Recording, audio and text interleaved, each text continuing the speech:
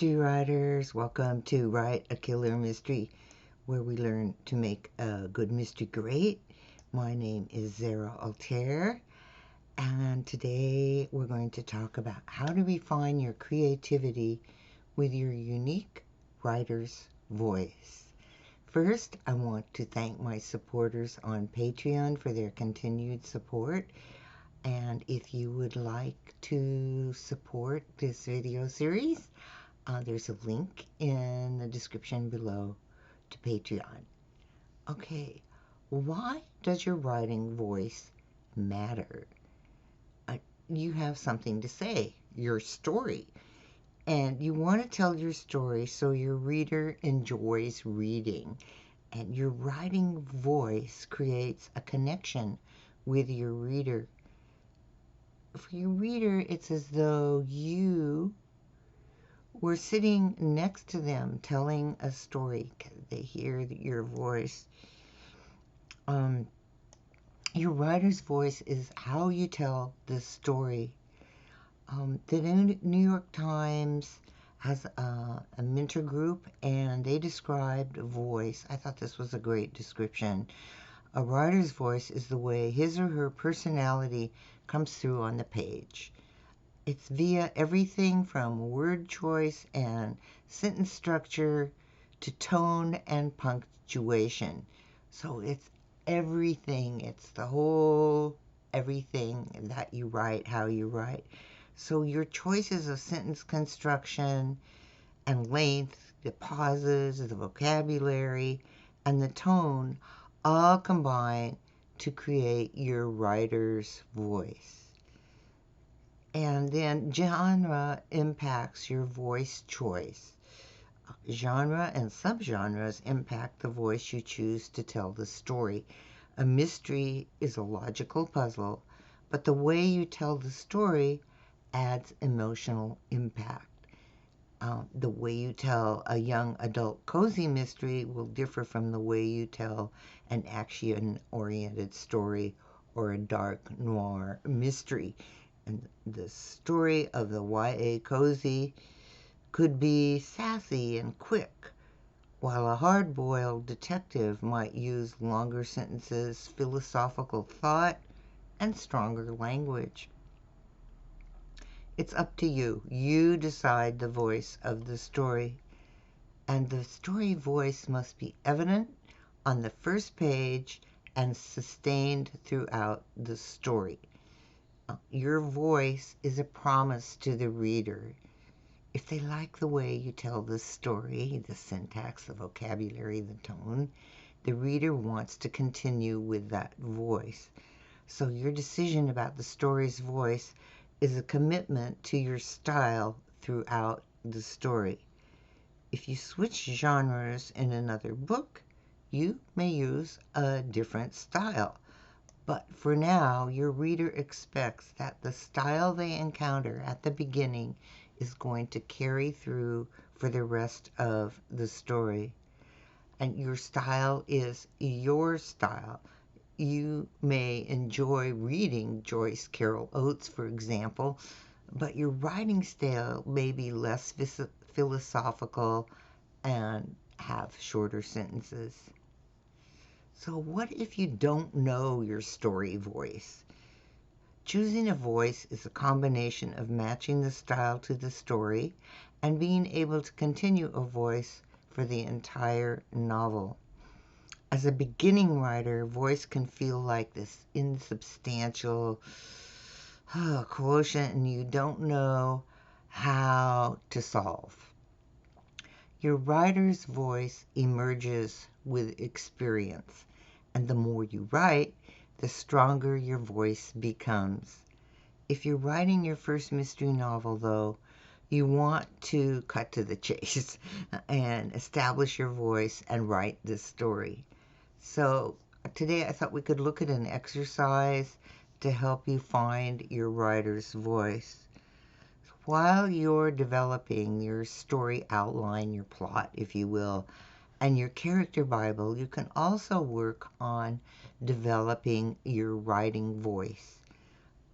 There's lots of elements and voice to mix and match, and your writing voice contains a number of elements, and how you mix those elements together adds to the tone of your voice.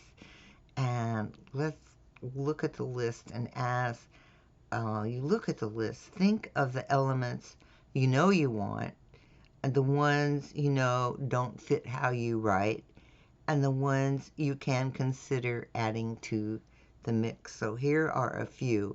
It's essentially an endless list, but here are some major ones. Long sentences, short sentences, dependent clauses, long narrative passages, dialogue, in-depth setting description with details, in-depth setting details with character attitude about those details, brief setting notations with little detail, hinting at setting by describing one element in detail, first-person point of view, third-person point of view, standard English, colloquial English, detailed character description, a narrator character impressions. These are just many, how can I say this? These are just some of the many, many elements that can add to your voice. You might add a voice element you admire in another writer. That's something beginning writers can do. But essentially, your voice elements are up to you. So let's talk about how you can get comfortable with your writer voice. The best way to discover the narrative voice that works for you is to write the same passage with different voice techniques. A chapter is a good starting point. It's long enough to test whether you can sustain that voice, and short enough to test your comfort with the style.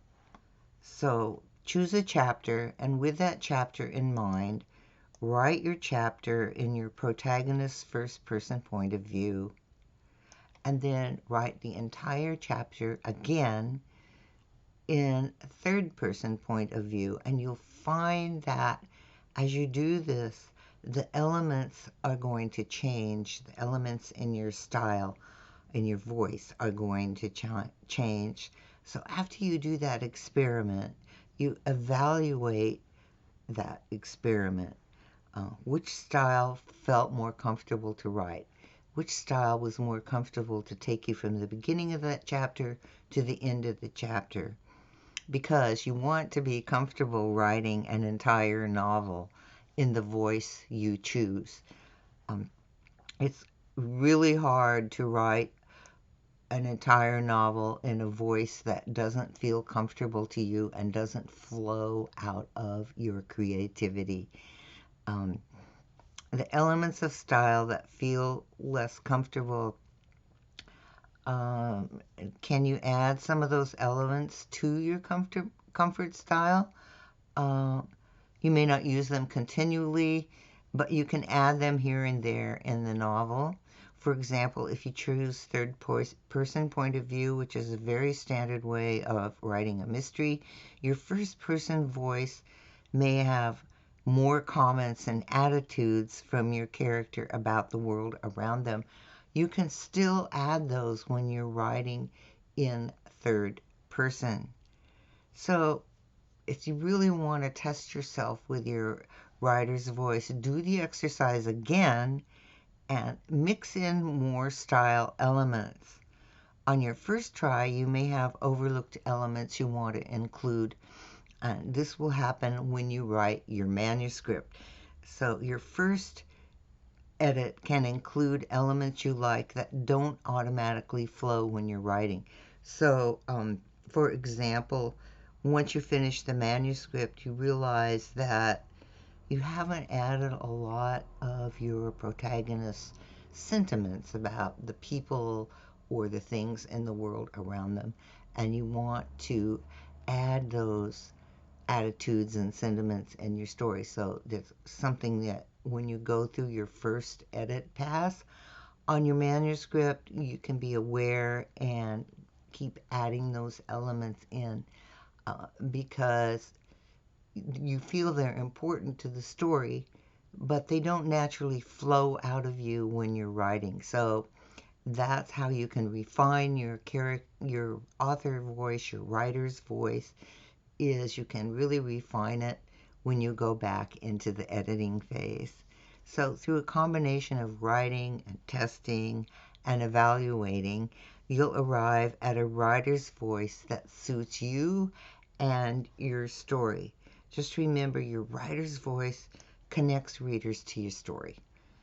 As you continue writing, your author's voice grows stronger and your voice attracts your reader, and the cover entices, the book description invites, but your voice tells the reader they want to read your story and they like spending time with you the way you tell the story. Okay, I hope that helps. A writer's voice can feel very elusive when you're just starting writing, but the more you write and the more you practice and the more you are aware of the elements that go into creating your writer's voice, the more you can refine that creative flow and actually the creative output. All right. Thank you so much. And I will see you again next week.